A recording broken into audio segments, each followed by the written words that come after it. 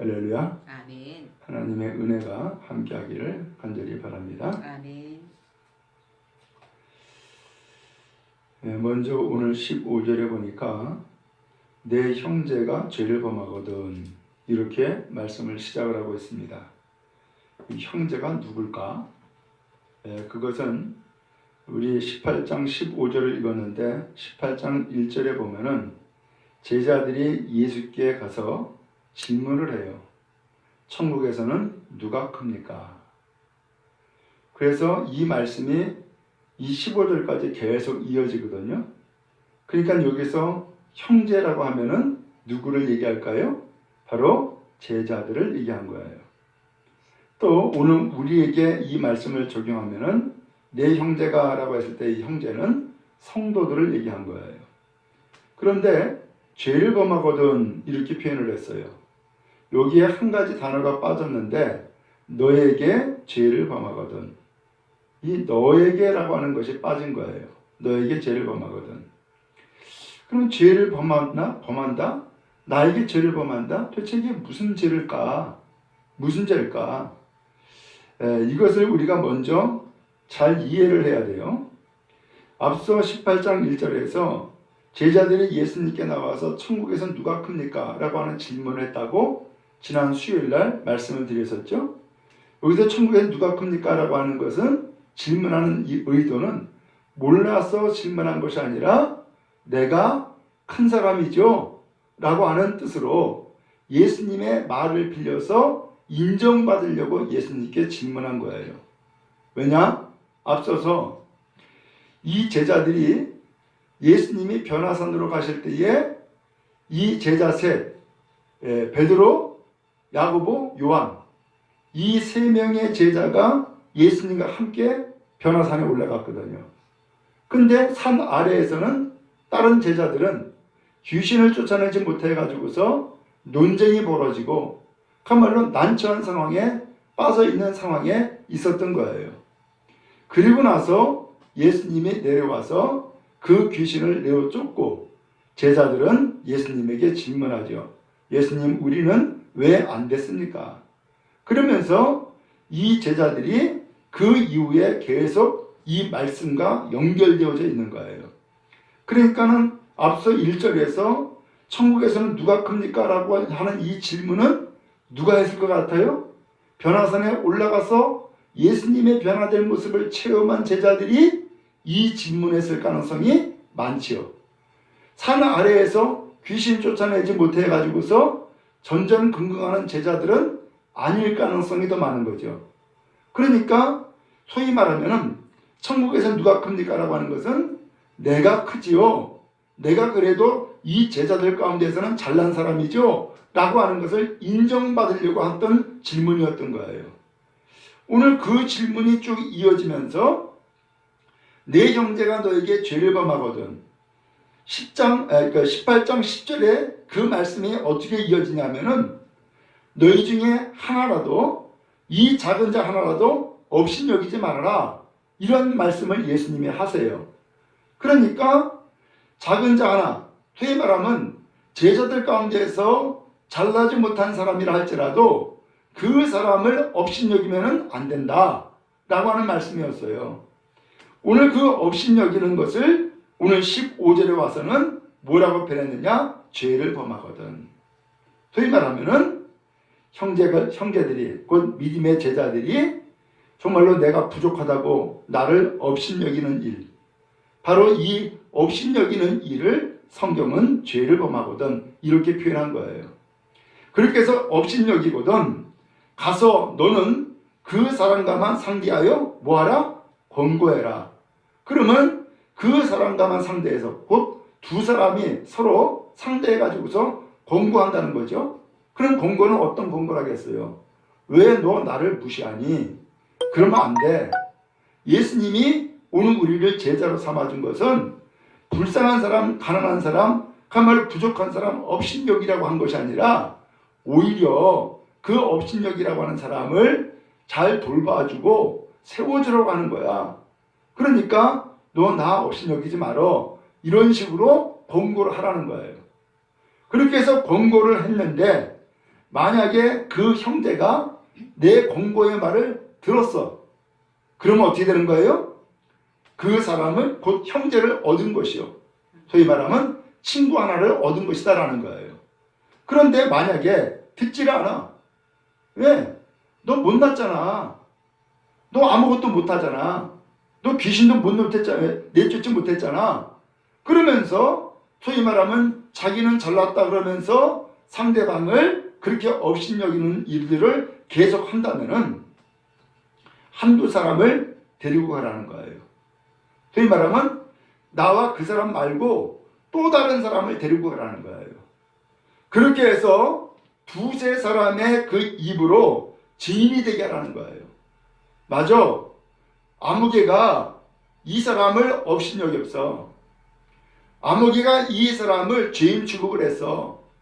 아무개가 이 사람을 못난 사람이라고 이야기했어. 라고 하는 것을 직접 듣고 증인되는 사람이 입으로 말할 수 있도록 그렇게 하라는 거예요. 확증이 되도록 만들어주라는 거예요. 자, 그리고 17절에 가서 만일 그들의 말도 듣지 않거든. 그렇게 해서 두세 사람의 증인이 세워져 가지고서 이 사람을 권고해서 너 그러면 안 돼. 이건 죄야. 라고 하면서 권고했음에도 불구하고 듣지를 않는다. 그러면 세 번째 단계로 어떻게 하라고요? 교회에 말하라는 거예요. 공동체에 이야기하라는 거예요. 그런데 여기에서도 말을 안 들어. 교회에서도 말을 안 들어. 그러면 이 사람을 어떻게 하라고요? 이방인과 세리같이 여겨라. 이방인은 누구예요? 아, 저 사람은 교인 아니야. 저 사람은 제자 아니야. 저 사람은 성도 아니야. 라고 하면서 교인 취급하지 말라는 거예요. 성도 취급하지 말라는 거예요. 그리고 어떻게 여기라고요? 세리와 같이 여겨라. 세리라는 것은 무슨 뜻이에요? 세리는 당시 죄인 취급을 받았어요. 민족 배반자라고 여겨졌어요. 그렇게 취급하라는 거예요. 그렇게 여겨버리라는 거예요. 얼마나 무서운 일이에요? 오늘 이 말씀을 통해서 예수님이 진정 우리에게 원하시는 것은 뭘 원하고 계실까요? 아, 누가 누구를 업신여기거나 누가 누구를 죄인 취급하거나 그러면서 사람과 같이 혹은 제자와 같이 혹은 성도와 같이 상대하지 않는 그런 일들이 없어야 된다라고 하는 것을 오늘 성경에서 말씀해주고 있는 것이죠. 그러면서 18절에 말씀이 이어져요. 18절 말씀 같이 한번 읽겠습니다. 시작. 진실로 너희에게 이르노니 무엇이든지 너희가 땅에서 매면 하늘에서도 매일 것이요 무엇이든지 땅에서 풀면 하늘에서도 풀리리라. 아멘. 땅에서 매면 하늘에서도 매이고 땅에서 풀면 하늘에서도 풀린다는 거예요. 그럼 이게 무슨 뜻이에요? 여기서 땅에서 매기를 원한다는 거예요? 땅에서 풀기를 원한다는 거예요? 풀기를 원한다는 말씀이죠? 여기 맨다라고 하는 것은 묶는다는 얘기예요. 소위 말하면 땅에서 곧 이 세상에서 사람과 사람과의 관계에 있어서 갈등 관계를 갖고 소위 말하면 이 갈등 관계로 인하여 가지고서는 서로 상대방을 인정하지 않고 사람 취급하지 않고 성도 취급하지 않고 이런 식으로 해서 갈등 관계를 갖게 되면은 하늘에서도 어떻게 된다고요? 매인다. 하늘에서도 이와 같이 똑같이 갈등 관계를 갖게 된다라고 하는 거예요. 왜요?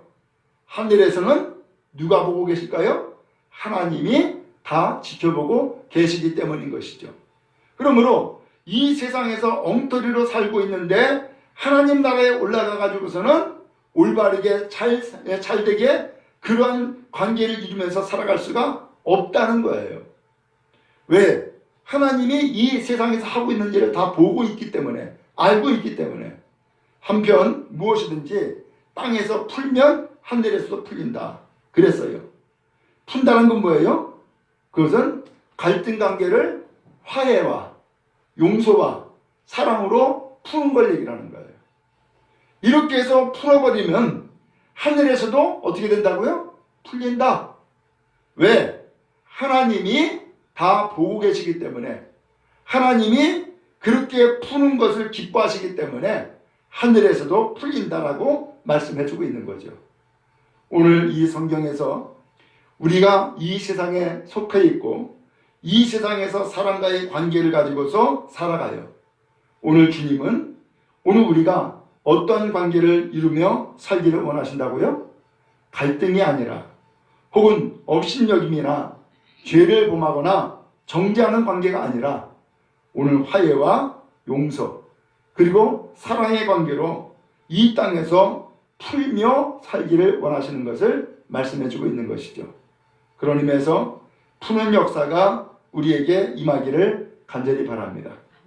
오늘 그래서 이 땅에서 푸는 것이 곧 은혜고 푸는 것이 주님의 뜻이고 또한 푸는 것이 우리의 삶을 복되게 하고 형통하게 하는 것임을 알 수 있죠. 19절이 말씀합니다. 진실로 다시 너에게 이르노니 다시 말한다는 거예요.